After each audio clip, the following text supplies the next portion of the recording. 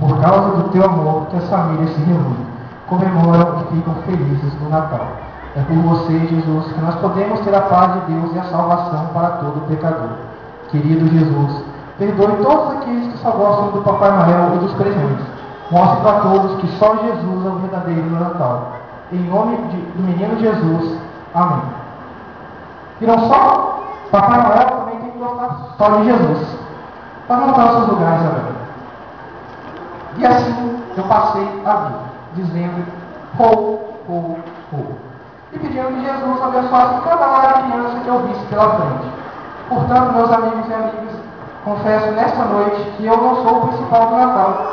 Jesus é o verdadeiro sentido do Natal. Aqueles que só gostam de mim comemoram um Natal vazio.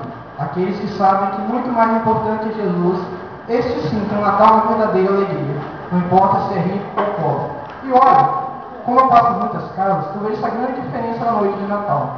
São os cristãos que têm um lindo brilho nos olhos, diferente daqueles que enchem a cara e comem feito porcos na noite de Natal. Bem, deixa eu contar uma história para vocês. Quando eu ia passando numa casa ali na rua,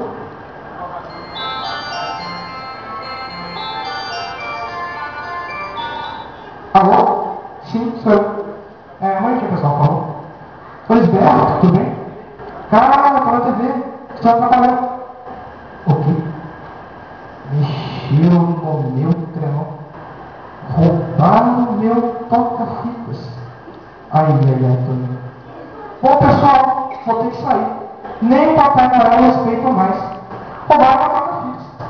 Um forte abraço e um Feliz Natal. Só com Jesus. Tchau. Fui.